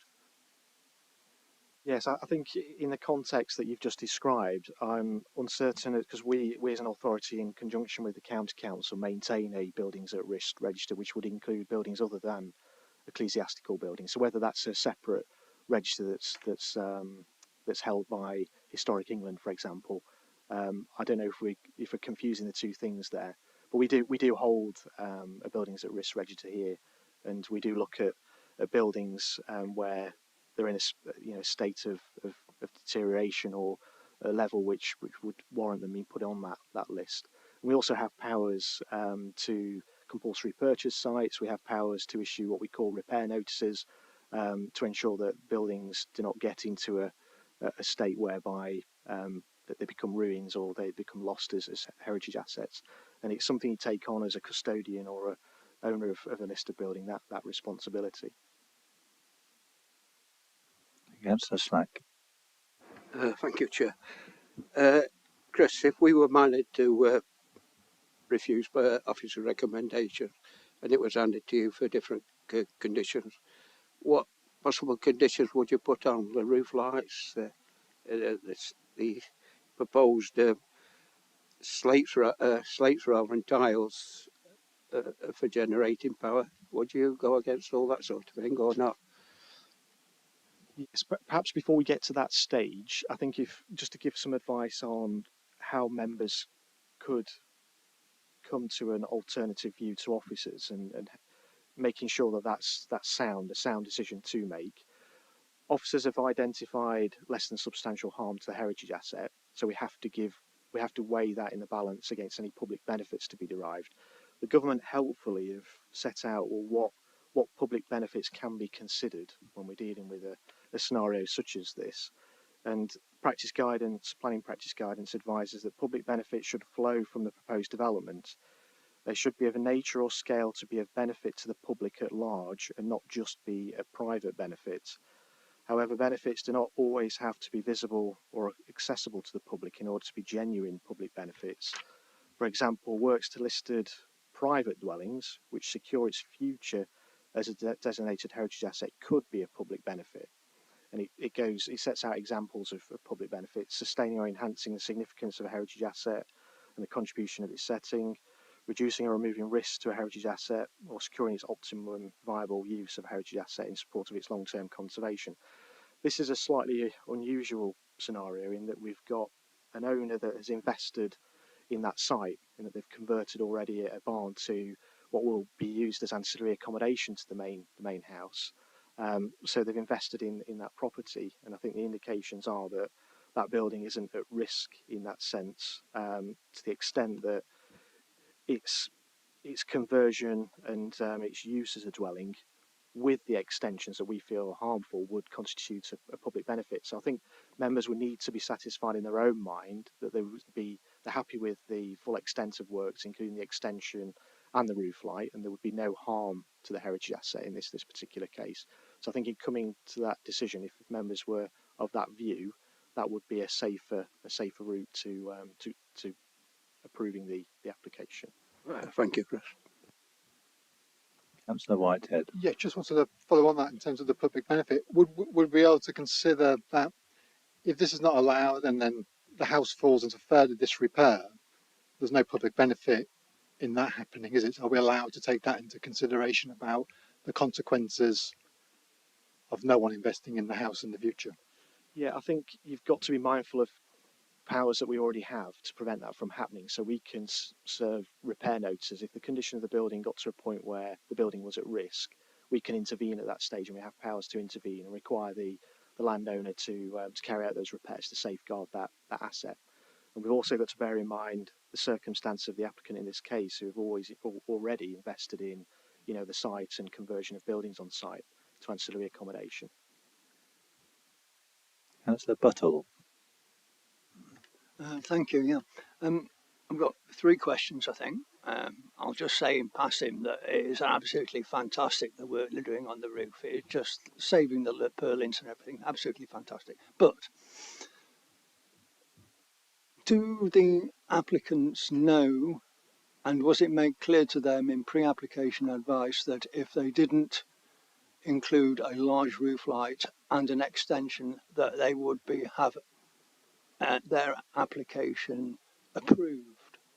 Yeah, my understanding, I wasn't the case. Well, I'm not the case officer, but I'm aware of this application and the discussions that were had prior to its submission. My understanding is that we encouraged two applications, one dealing with the works and alterations that we were happy with, and we felt we could support as officers, and a separate application for the elements that we were not happy with. The application is obviously before us in the form that's been submitted, which includes both elements.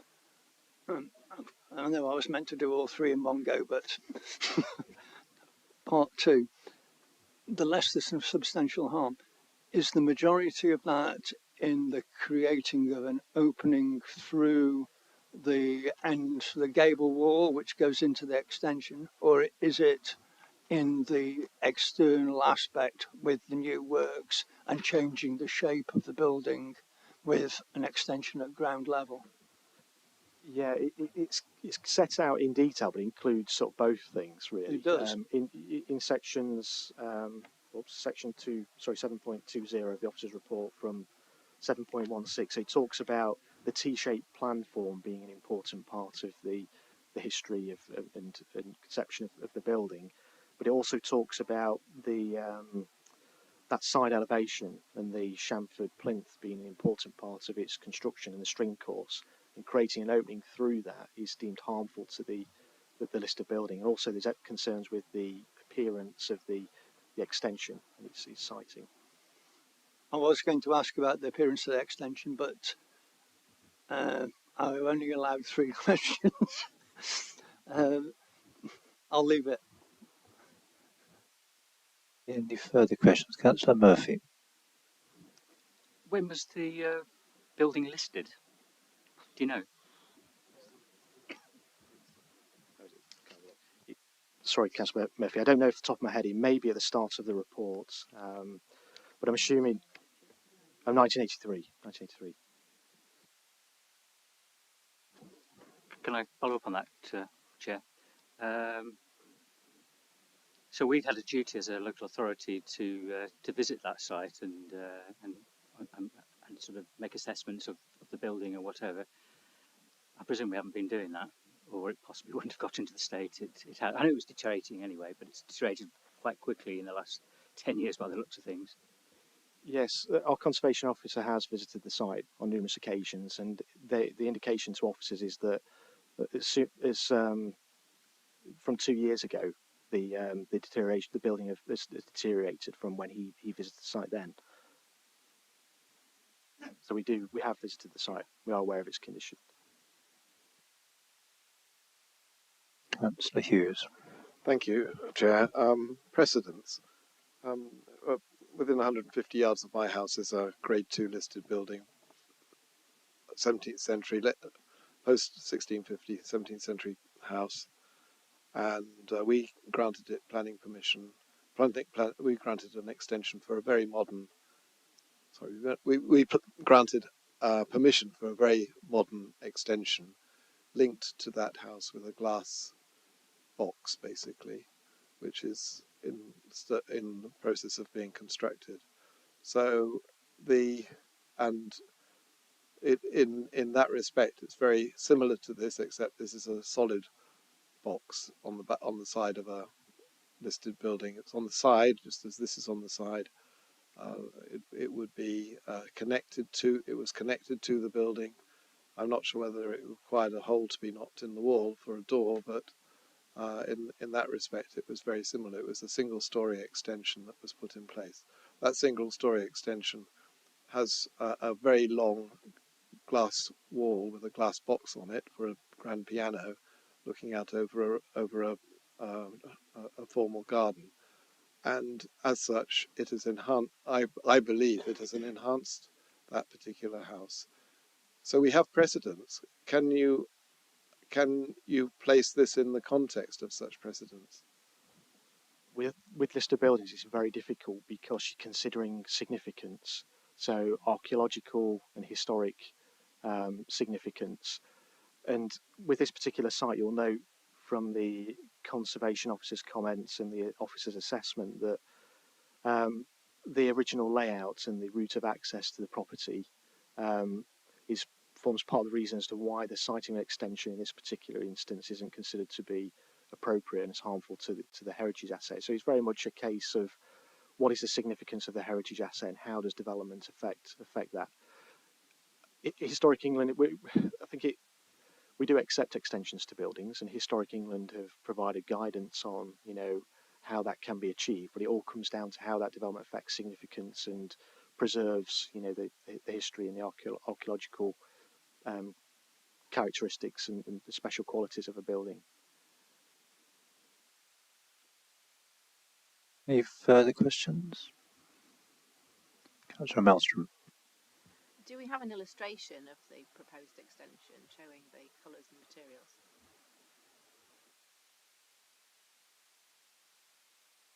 Gosh, it's difficult to see that, isn't it? I'm struggling to. So if you look at the top left image, you can see an extension coming out to the side of the building, left side of it. So that's the extension that we're considering. I think you can just about make out a roof light as well on the bottom right image. So it's the roof light there, and the extension on the left-hand side of that top left image elevation drawing. Can I also ask, what are the walls made of? Are they brick? Yes, it's a good question. So we know that the original building had a thatched roof. Its roof was replaced many years ago now with a plain clay tiled roof. The plain clay tile roof is to be replaced. The extension will have a slated roof, and the walls will be of red brick construction.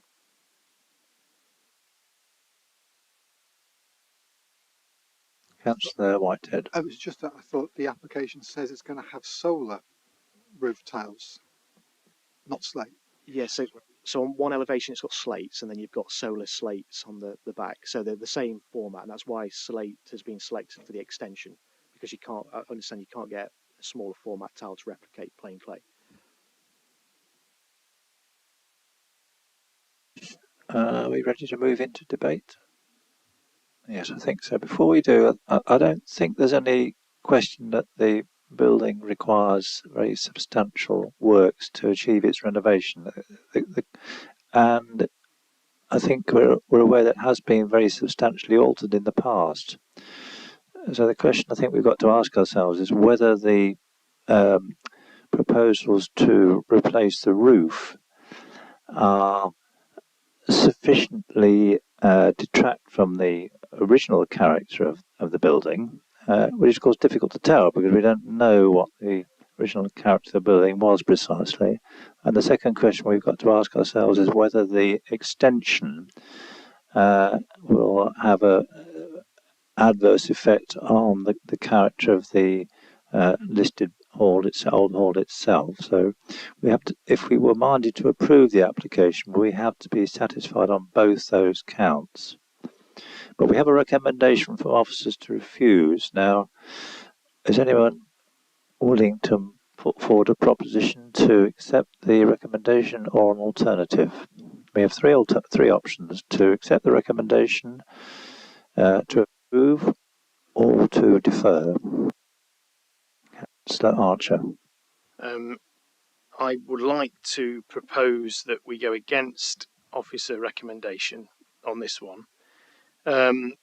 Before I say any more on why, I'd just like to say that there's no disrespect at all to the officers. I absolutely respect and appreciate their passion for protecting the heritage of the Derbyshire Dales, and I fully understand how they're interpreting the planning law in order to try and do that. So, however, having spoken to people who've been on the site visit and listened really closely to the debate, and I do know the site as well from having driven past it, I think we're weighing up this public benefit and against harm against heritage asset, and the balance is key. And I do understand why the officers have reached the decision they have in terms of balance when looking at the law, planning law in that way. However, I think we can place much more emphasis on the idea and the issue of public benefit, which Chris really handily and usefully outlined for us earlier. I'd already made some notes here in terms of my thoughts on public benefit. But yes, of course, the residents living there, the main members of public who benefit, but it's clear from the representations from the parish council that the local community, the community at large, would see this as a public benefit. So it's not just benefiting the residents, it's benefiting the local community who support it and obviously feel this would be a benefit. Otherwise, they wouldn't be here tonight supporting it in such a way. And I actually think we could also make a case to say that it's a public benefit to the many visitors to this area as well, because on balance, saving this building and keeping it for visitors to the area to see in situ rather than allowing it to fall into disrepair, again, I think gives more public benefit than not doing that. I think it's clear that the previous owners are the problem and the current owners are potentially the solution.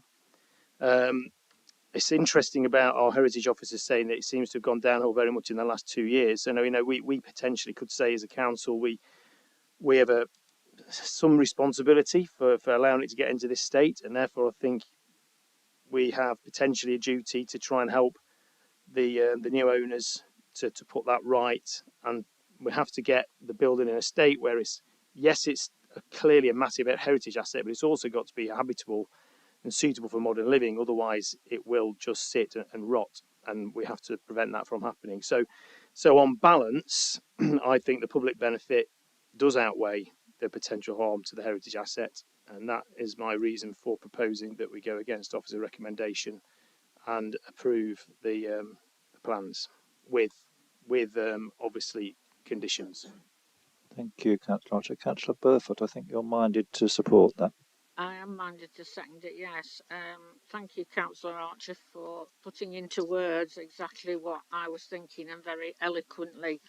I've actually been writing notes as we've been going along, and I also wanted to say that we've seen the representation from the parish council, and I think we do have to remember that they are the eyes and ears of their community, if you like. They're speaking on behalf of their community, hopefully, and the fact that we've had these letters of support and no objections.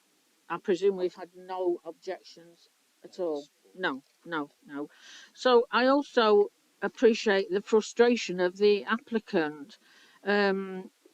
You're emotionally attached to this building, and I think we should give you credit for what you want to do to it. It's clearly uninhabitable. It deserves to be brought back into use, and I think we also have to remember that houses such as this were built to be lived in. They're not built to rot and go derelict. But we have to remember that we're living in the 21st century now, and people deserve modern living conditions. So I don't see this application and what the applicant wants to do as a problem. I think they're respecting its history and its status as a Grade 2 listed building, and I give them credit for wanting to take this on. In fact, we've seen we saw what they've done to the barn of a very, very high standard, and I'd like to go and see it as and when you complete the work, if this is approved. Thank you, Councillor Hughes. Thank you, Chair. Yes, I think there are a number of heritage assets in Derbyshire Dales which are going to rack and ruin because they can't be converted into houses for one reason or another. One of the first planning applications that I looked at was in the committee was a barn that was proposed to be converted into a house, and the objection to that barn was the conversion was a large window facing away from the road down a valley and for that reason, the recommendation was refusal. I've been taking my nephews and nieces to school subsequently past that barn, and it's now derelict, and that's 4 years later. And this is consistent. There is a consistent story here, and I think we need to take account of the benefit from securing assets for future generations, and that securitization of assets for future generations means change of use and careful preservation and alteration. And the way the couple are proposing to attach the extension on this case is a prime example of that. They're not proposing to cut through the stone. All that they are going to do is make a hole in the brickwork in the building and not in the stone, so it can be repaired at a later date if necessary. So I thoroughly support this Councillor Archer's and Councillor Burfoot's proposal that we approve the planning application with conditions. Thank you. Councillor Murphy, before you forget what you were going to say.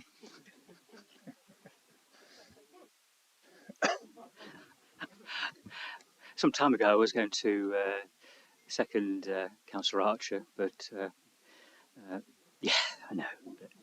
But we're all on the same page. There's a great opportunity here to save a heritage asset. I commend the applicants for wanting to take this on, because it's not going to be easy. But I really truly believe it's an asset worth saving. And I've seen in other parts of Derbyshire where we have given permissions for barns and whatever to be developed and whatever. Substantially outside, they don't look any different to how they ever were. But that internally they're turned into very successful homes, and have the opportunity to visit some of those. I hope we'd get the opportunity to go and visit this project once. I'd second that. That'd be great. I think we all agree, don't we? I mean, I understand there's got to be conditions and there's got to be surveys for the bats and whatever, but there's an approval here.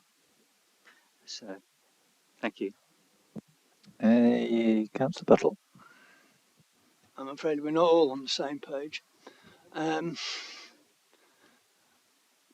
applicants have decided to go with less than substantial harm. They had an option to choose to do the job and to not have the bit on the side and to have a smaller roof light, but they've chosen their priorities of what they want over what the heritage officer said was the ideal. So although I can see that people are going to go against the officers on this, I think the officers have done absolutely right. It's a fantastic plan they've got.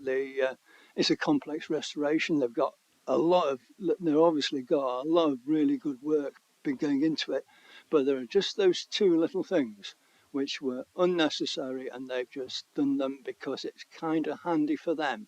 Like, it didn't have to have such a large roof light, and there could have been, I don't know. I've not really thought too much about the extension at ground level and the change of the footprint and what's happening on the archaeology underneath that. And then of course there's the whole bee thing as well, bat thing, where they, we're just walking across the bat survey. We're just waiting to see,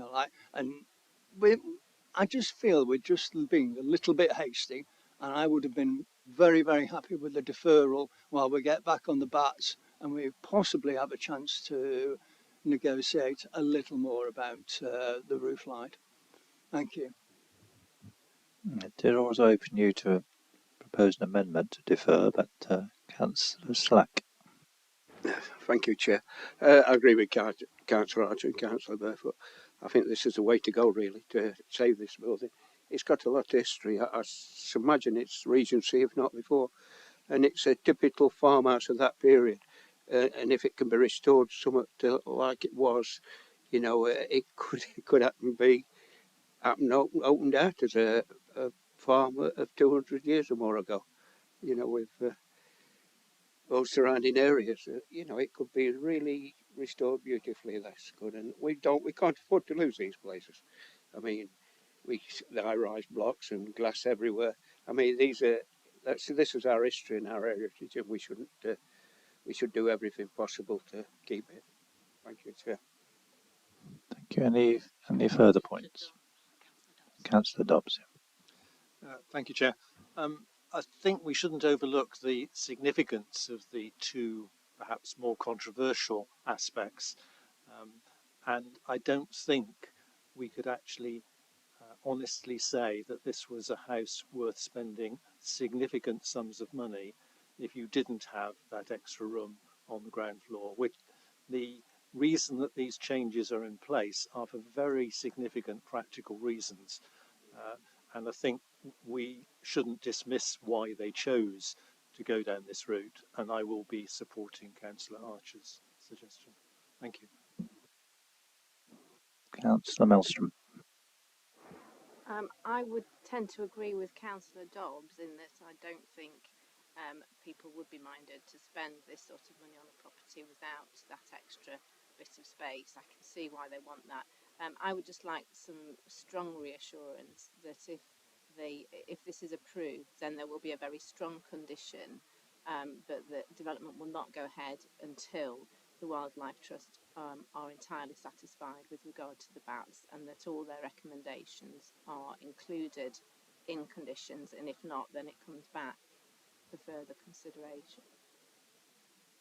Thank you. Yes, I think we'll come to that in a moment. Any further contributions? Before we go to the vote, I would say that I agree with the proposal. In a past life, I've had experience of many renovation projects of this nature, and I think, having looked at it in great detail, that the proposed new roof alignment is entirely appropriate, and I think that the new extension, while new and different, is not going to detract from the inherent character of the existing old hall. But before we do move to a vote, Chris, if it is approved, could you set out what sort of conditions you would, or how you'd approach conditioning any approval, and how you would address the issue relating to the views of the Wildlife Trust?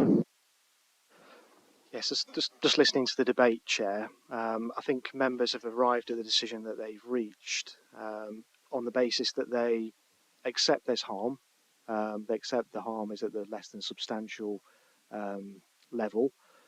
They feel that the works, which include the extension and the roof light, would secure the future of that designated heritage asset, and they consider that to be a genuine public benefit to be derived, but with those elements. So I think that's a reasonable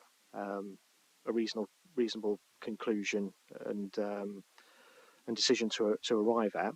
I think if members are minded to vote in favour of the application on that basis, what the recommendation should be, that authority be delegated to officers, that permission is granted on the proviso that further surveys are carried out in relation to bats.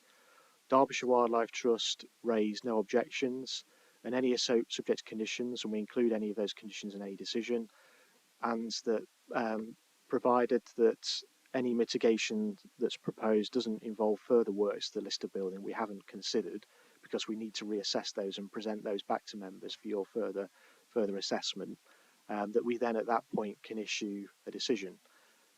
So we won't issue a decision until all those three provisos have been met, and with conditions that deal with constructional details, and I've got a bit of a list here, but it'll take me some time to go through them. But we need to consider details of installation of things like cementi, stainless steel rods in the face of the stone coins, the details of the installation of those, approval of external materials to be used in repair of stonework and brickwork, details of lime mortar mix, sample of repointing, details of the reopened doorway and window, the existing flooring under the main timber staircase should not be lifted, submission of floor plans identifying the areas of the existing lime ash flooring which is to be repaired and the proposed methodology on a room by room basis, submission of a detailed schedule of works, methodology and specification for the staircase repairs, requirement of retention of any sound existing historic wall plaster throughout the building's interior, full construction details of new doors, architraves between rooms F01 and F02, detailed schedule, specification of repair works on a door-by-door basis, structural details of the central brick stack and its capacity to accommodate except the new steel ridge beam ends, details of roof light purlins, details of new access doorway from room G02, including new lintels, cuts of the plinth and chamfered stone course and lead flashing, details of external materials for the extension, stone walls and natural slate for the roof and solar PV tiles and any artificial slates, details of the glazed opening to the north elevation, incorporating the powder coated aluminium, and then full construction details of the porch and full construction details on a design and pattern of the windows on a window by window basis.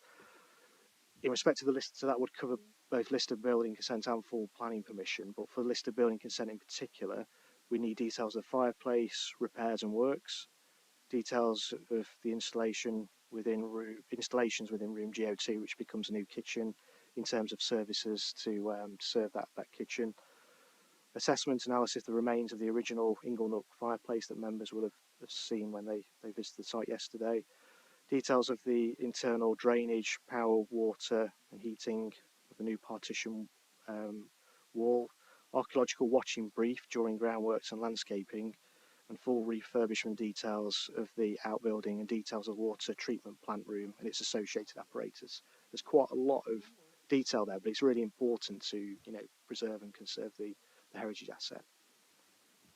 Thank you, Chris. Councillor Hughes, did you want to make a final point? No,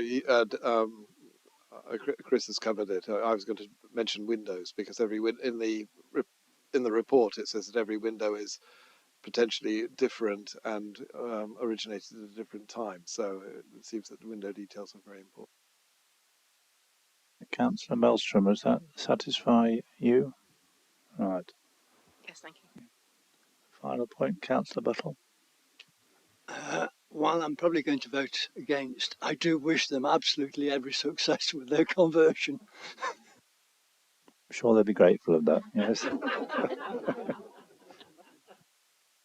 Right, we have a proposal to approve the application with a set of conditions which Chris has very kindly outlined.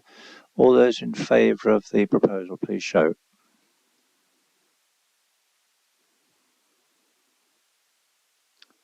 All those against? And do we have any abstentions? No, that is carried. Could I compliment the committee on the quality of that debate and also our officers for the constructive way in which they responded to it. That was the listed building consent application. I'm going to just finish the last two items because I don't think will take too long.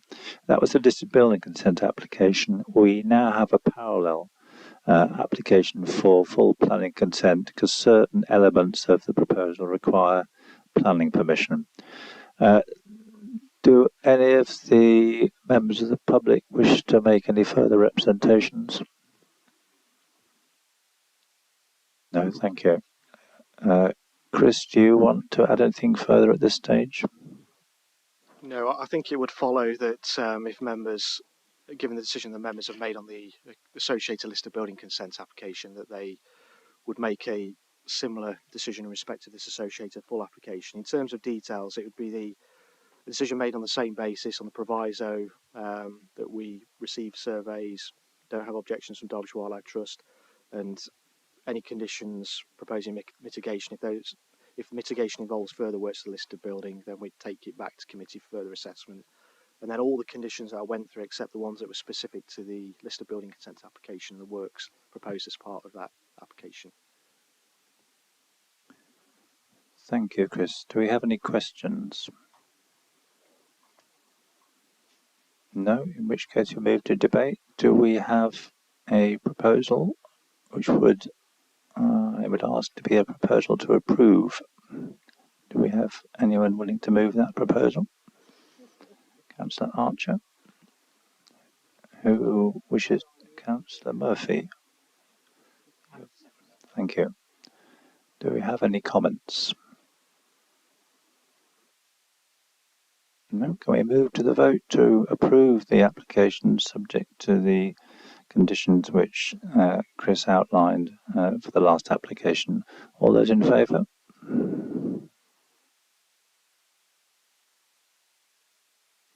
Those are against? And any abstentions? Thank you. Right, the final item this evening is item 6 for new members. This is an item you'll see on each agenda of the planning committee. This is where we have information on planning appeals, those that have been already determined, those that are currently being processed. And I would encourage you to have a look at the decision notices which are attached to the appendix, explaining where and why appeals have been either allowed or dismissed. I think that's very useful when we come to consider applications in the future. Does anyone have any questions on the report?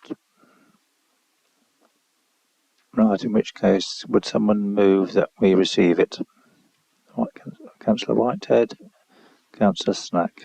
Thank you. All those in favour, please show. Anyone against? That's good. Any abstentions? Thank you, that's carried. Thank you very much for your support this evening. Have a safe journey home. Thank you.